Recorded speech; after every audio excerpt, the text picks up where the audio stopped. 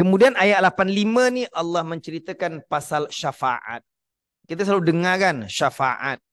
Apa itu syafaat yang dimaksudkan di dalam ayat ni? A'udzubillahi minasyaitonirrajim. Man yashfa' syafa'atan hasanatan yakul lahu nasibum minha.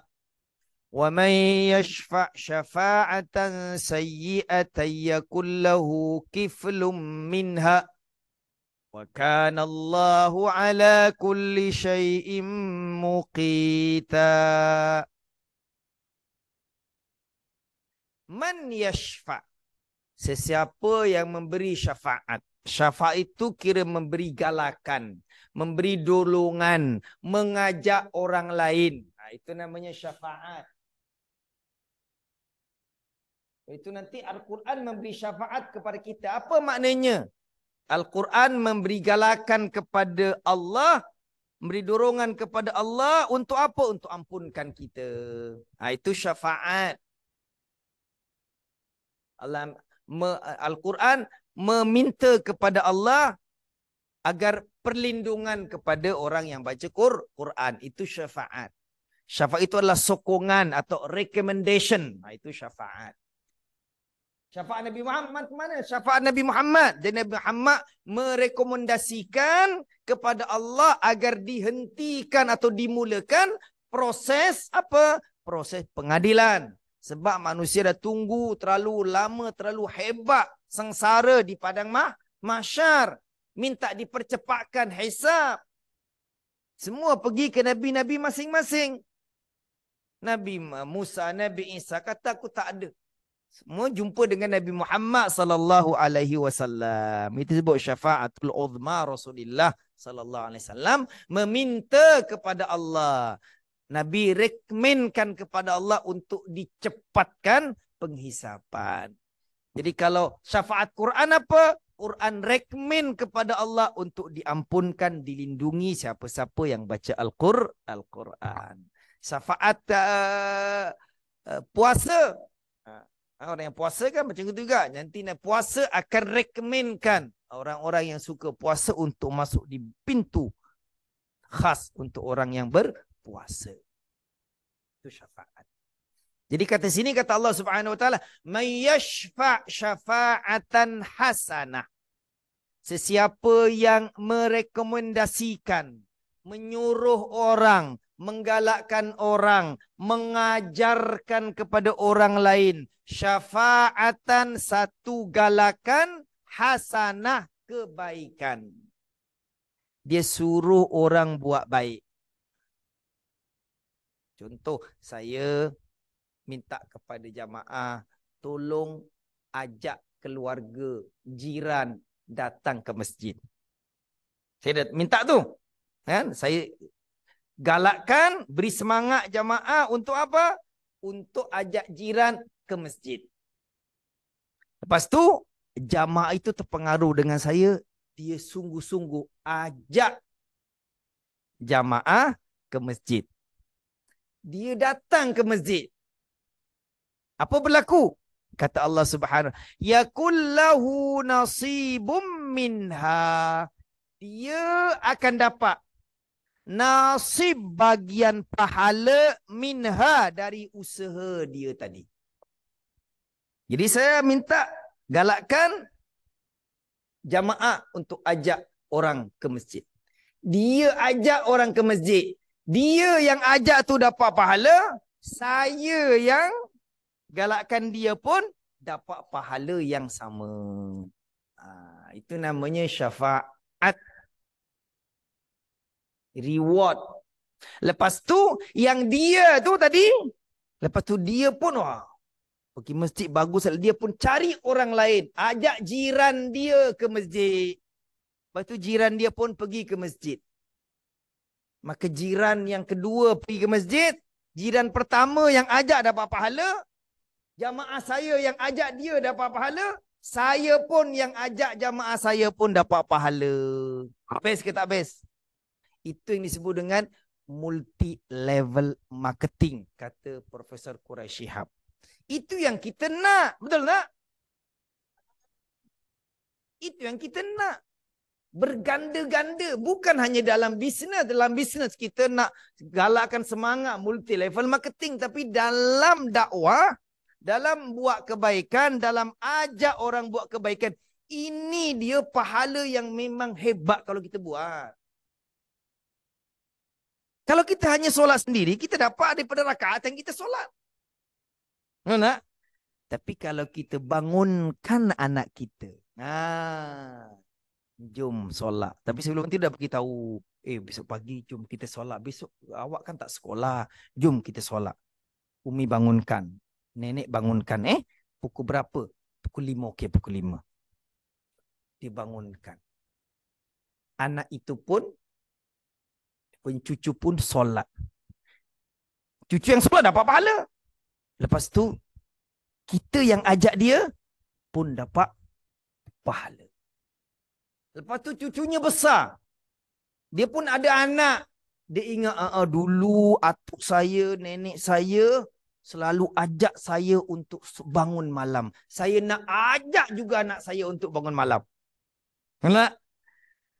Lepas tu ketika cicit dia bangun malam, sebab cucunya ajar dia, kita ni, datuk neneknya yang ajar cucu untuk bangun malam tu pun dapat pahala. Reward. Kalau multi level marketing, reward dia semakin jauh, semakin sikit. Betul tak? Kalau contoh, yang first hand ajar, kalau dia buat dapat 10%. Kalau daripada second level mungkin dapat 5%. Third level mungkin dapat 3%. Fourth level mungkin dapat 2%.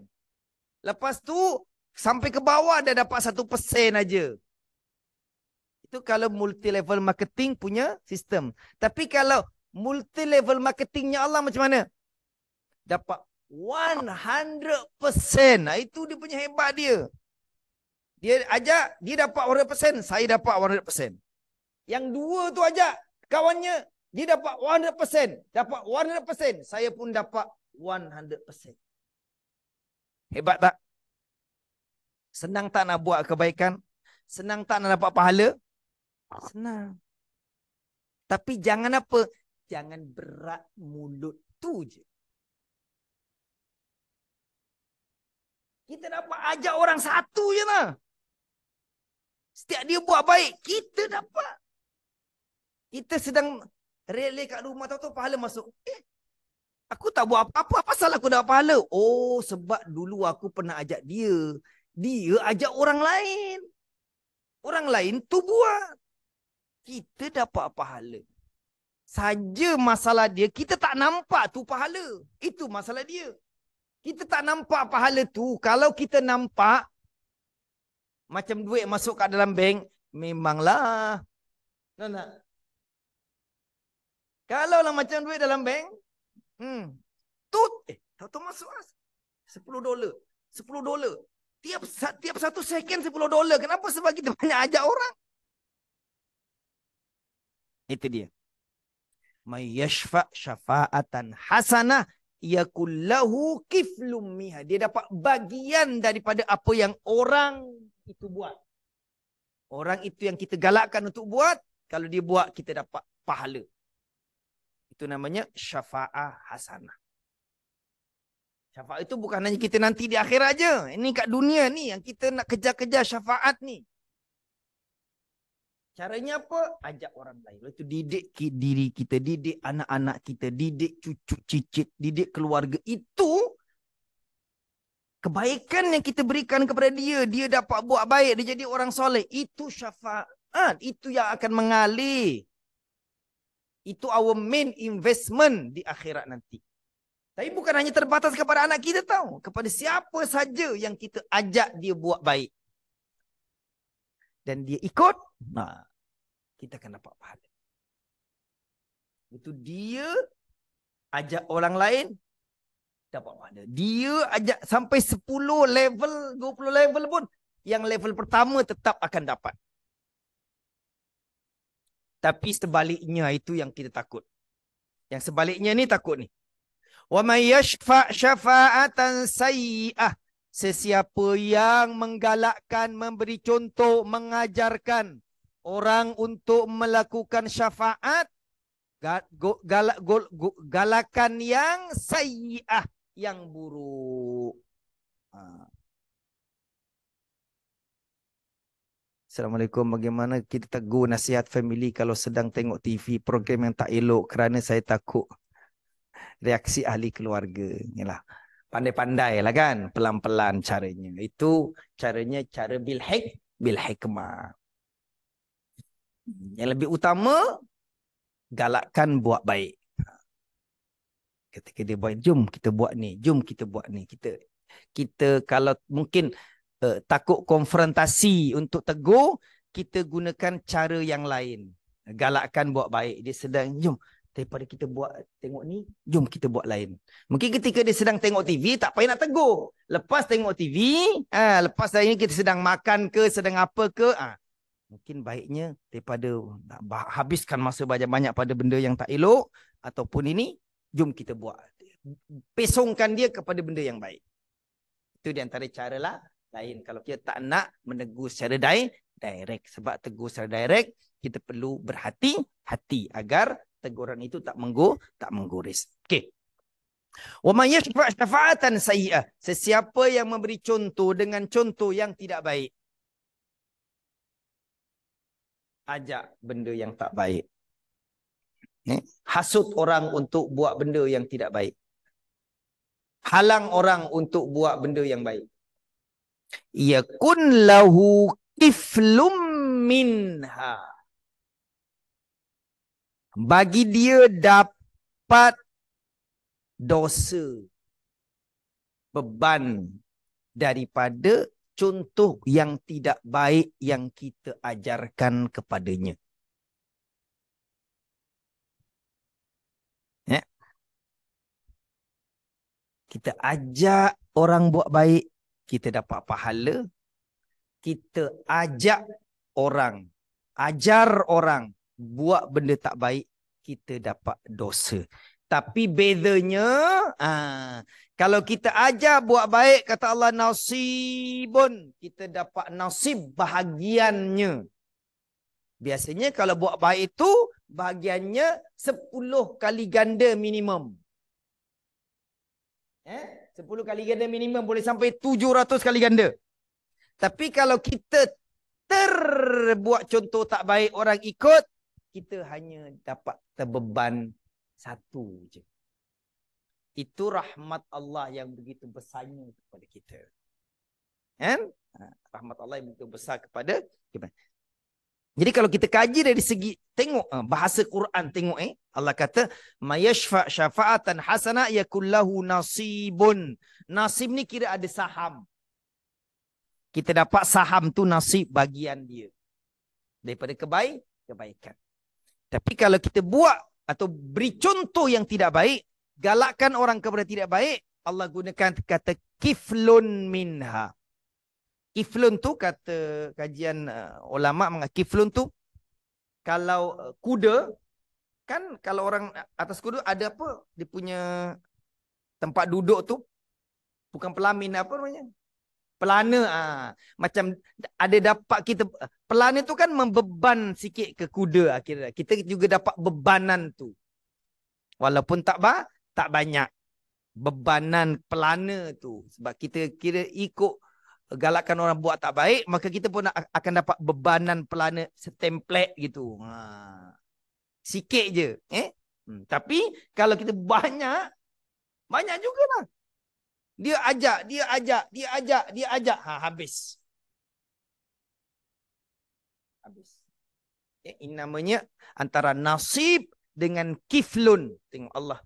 Itu bahasa Quran tu memang hebat. Oleh itu kalau kita selalu belajar bahasa Quran, belajar bahasa Arab, kita boleh tahu beza begitu indahnya bahasa Al-Quran. Okey. Wa kana Allahu ala kulli syai'in muqita. Dan adalah Allah sentiasa ke atas segala sesuatu muqita. Muqita itu kata ulama ada beberapa makna. Di antaranya hafizah. Hafiz itu mana yang menjaga. Allah jaga seluruh perbuatan ataupun amalan baik buruk yang tadi multi level marketing tu Allah jaga. Ada makna muqit, katanya syahid. Allah saksikan setiap multi level marketing tu. Kan banyak kan? Kita buat kebaikan. Dia sampaikan, dia sampaikan, dia sampaikan, dia sampaikan. Yang ini dia sampaikan, sampaikan. Jadi begitu banyak yang masuk pada kita itu Allah jaga. Allah mesti balas. Allah simpankan untuk kita nanti di akhirat. Itu makna muqit. Ada makna muqit lain adalah kata Allah, Allah ke atas segala sesuatu. Muqit ibarat bapa kepada anaknya. Mencukupi keperluan orang yang di bawah jagaannya. Itu namanya muqit. Kita di bawah jagaan Allah. Jadi maknanya Allah akan mencukupi segala keperluan manusia. Tapi kadang manusia dia bukan yang dia nak, bukan hanya yang dia perlu. Kan? Kalau manusia hanya nak yang dia perlu, maka tak adalah orang yang terhogo-hogo. Manusia macam-macam benda dia nak, tapi kadang tak diperlukan pun. Dah terbukti kadang dah beli. Alamak. Terbeli. Tak pakai pun. Kan? Nafsu je sebab cantik, sebab ini ada orang galakkan ini, ada idol ini Siti, Datuk K ke Datuk Siti pakai macam gitu, nak pakai macam gitu, tapi tak perlu kadang. Menyemak je kat bilik tu. Baju macam-macam bentuk, macam-macam jenis. Berpuluh-puluh. Begitu juga kadang, minta maaf lah, memang kadang-kadang kita memang nak selera lain-lain kan. Tapi ada kadang ada orang mungkin dia punya dia punya handbag dia mungkin ada orang yang handbag dia mungkin sampai beralmari kan, dan sebagainya. Perlu ke tak perlu? Kadang-kadang perlu. Tapi kebanyakannya tak perlu. Betul, kadang manusia dia nak yang dia inginkan. Oleh itu kalau dia tak dapat, dia fikir katanya Allah tak sayang dia. Allah tak kasih dia. Padahal tak diperlukan pun kadang-kadang. Kalau Allah izinkan setiap manusia buat apa yang dia inginkan, habislah. Itu Allah kasih Allah kasih rambu-rambu kepada manusia tahu sebenarnya. Allah kasih rambu kepada manusia. Contoh makan. Siapa tak suka makan? Semua suka, betul tak? Sedap makan tak? Sedap. Kalau keinginan tu Allah tak kasih signal, perut sampai meletup sih. Betul tak? Oleh itu ketika perut dah mula kenyang, Allah kasih signal. Dah kenyang. Jangan makan. Oleh itu nafsu pun dah kurang sikit. Betul tak? Itu dia Allah sayang kita. Kalau Allah kasih terus makan sampai tahu-tahu perut aku dah meletup rupanya, banyak sangat. Ya Allah kasih signal, itulah dia kehebatan sistem yang Allah letakkan dalam kita. Semua ada signal dia. Makan ada signalnya, ini ada signal dia untuk Allah jaga kehidupan kita. Okey. Itu ayat kedua. May yashfa' syafa'atan hasanah. Siapa yang mengajar orang, galakkan orang, ajak orang kepada kebaikan, yakun lahu, bagi dia nasibun, bahagian pahala, minha, dari galakkan atau kebaikan yang dia telah sarankan dan rekomendasikan. Tapi sebaliknya, wa may yashfa' syafa'atan sayyi'ah. Sesiapa yang memberi syafaat, beri galakan, beri semangat, ajarkan orang untuk buat benda yang tidak baik, yakun lahu, bagi dia pun kiflun minha, bebanan atau dosa dari apa yang dia telah sarankan atau rekomendasikan kepada orang lain. Wa kana Allahu ala kulli syai'in muqita.